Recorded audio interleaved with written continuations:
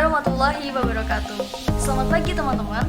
Pada kesempatan kali ini, saya Khairiyah Rahmawati dan rekan saya Heni Wahyu Hidayati dan Pramestika Widyastuti akan menyampaikan materi menarik mengenai water treatment process atau proses-proses yang dilakukan dalam berbagai pengolahan air. Ditinjau dari sumbernya, pengolahan air dapat dibedakan menjadi pengolahan air sungai atau air baku dan pengolahan air laut. Sementara ditinjau dari equipment dan teknologi yang digunakan, maka pengolahan air dibedakan menjadi pengolahan air sederhana atau tradisional dan pengolahan air modern. Nah, bagaimana penjelasan selengkapnya? Simak terus video ini sampai akhir. Oke, untuk yang pertama, yaitu pengolahan air sungai, di mana sumbernya berasal dari air sungai atau air baku lainnya. Pada proses pengolahan air ini terdiri dari berbagai treatment yang terintegrasi dengan rapid sand filter atau saringan pasir cepat. Mengapa kita menggunakan rapid sand filter? Karena sistem ini lebih efektif dan hasilnya lebih bagus dari sistem saringan pasir lambat. Untuk tahapan prosesnya terdiri dari tahap netralisasi, aerasi, koagulasi dan flokulasi, sedimentasi, filtrasi yaitu dengan sistem rapid sand filter, dan desinfeksi. Untuk rangkaian alatnya dapat kita lihat pada gambar berikut.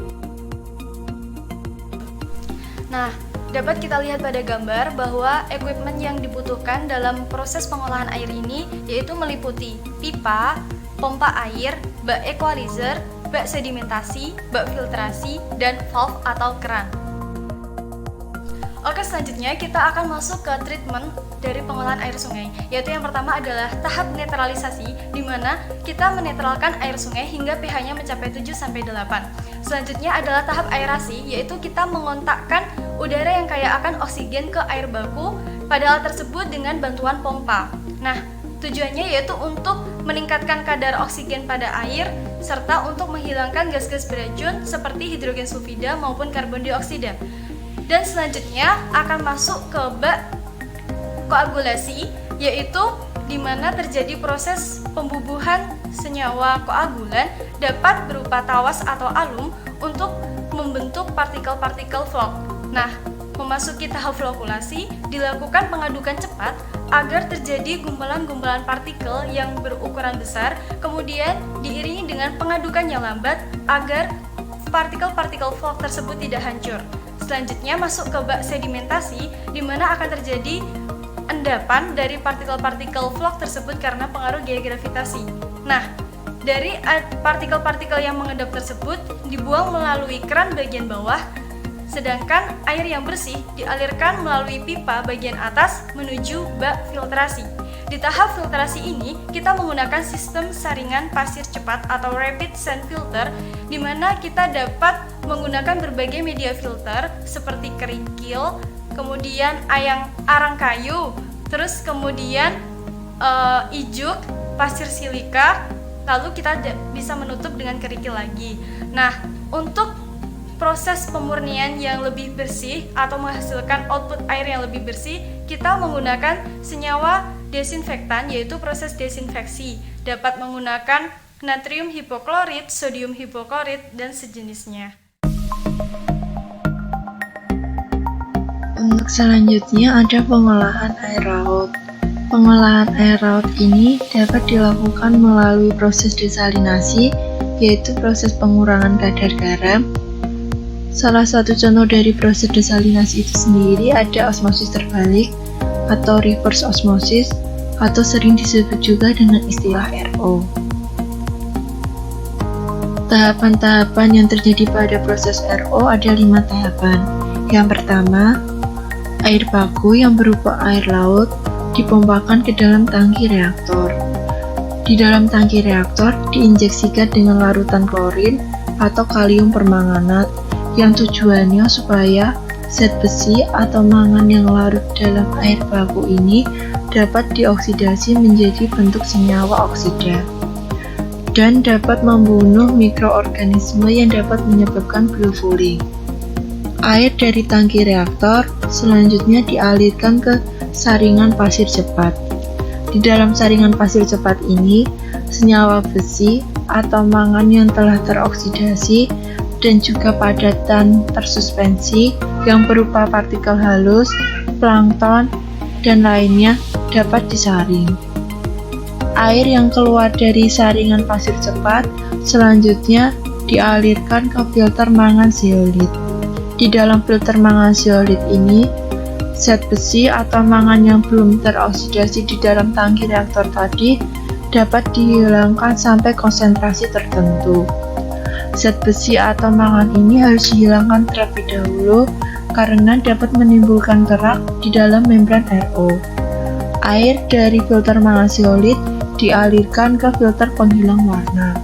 Filter ini mempunyai fungsi untuk menghilangkan senyawa warna dalam air baku yang dapat mempercepat penyumbatan membran RO. Setelah melalui filter penghilang warna, air dialirkan ke filter cartridge. Di dalam filter cartridge dapat menyaring partikel dengan ukuran tertentu.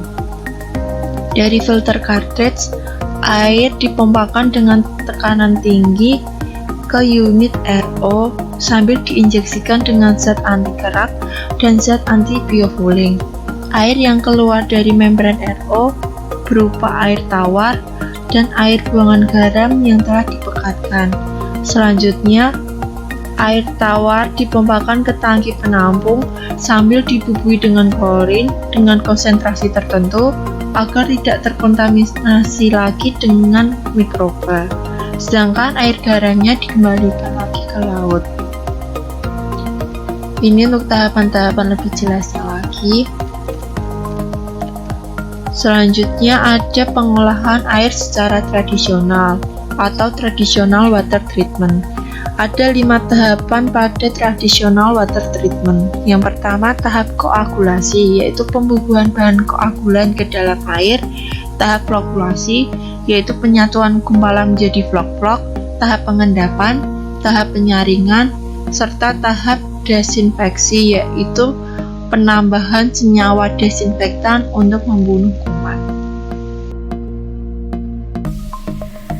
Selanjutnya yaitu pengolahan air modern. Nah, pengolahan air modern dibagi menjadi 3, yaitu teknologi zeolit, membran, dan ozon. Yang pertama yaitu teknologi zeolit. Nah, pemilihan zeolit ini digunakan sebagai pengolahan air karena sifat-sifatnya yang pertama yaitu penyaring molekular atau molecular sieve yang memiliki ukuran sebesar order 1/10 nanometer. Kedua yaitu bahan atau materi penjerap atau adsorben, yaitu suatu bahan yang memiliki sifat aktif permukaan yang mampu melakukan jerapan dalam ukuran molekul dalam porinya. Nah, yang ketiga ada cation exchanger, yaitu material penukar kation, karena di dalam zeolit tersebut banyak terdapat kation, yaitu logam alkali dan alkali tanah yang sangat mudah bergerak sehingga dapat mempertukarkan kation dengan kation lain dalam fase larutan. Sebenarnya ada satu lagi yaitu sifatnya sebagai katalis, yaitu sebagai suatu material yang sangat aktif berperan mendorong terjadinya suatu reaksi kimia. Nah, pada teknologi zeolit ini ada 2 pengolahan, yaitu pengolahan primer dan sekunder. Nah, ini merupakan aplikasi kolom unggun isian zeolit. Yang gambar A ini yaitu unggun diam, dan sedangkan B ini unggun terfluidisasi. Nah, teknik dan aplikasi dari zeolit paling banyak digunakan dalam bentuk kolom unggun isian atau pack kolom, baik yang memiliki unggun isian diam atau fixed bed atau unggun bergerak terfluidisasi atau fluidis bed. Nah, unggun diam memiliki keunggulan baik sebagai penyaring maupun sebagai penukar kation, namun memiliki kendala jatuh tekanan yang besar dan kesulitan dalam tahap regenerasinya. Selanjutnya yaitu teknologi membran. Nah, teknologi membran ini secara fundamental memiliki prinsip pemisahan dibagi menjadi 2. Yang pertama yaitu operasi penyaringan yang memanfaatkan penyaring secara maksimal sehingga semua partikel yang lebih besar dari ukuran pori filter tidak akan lolos, sedangkan seluruh fluida dipaksa melewati saringan.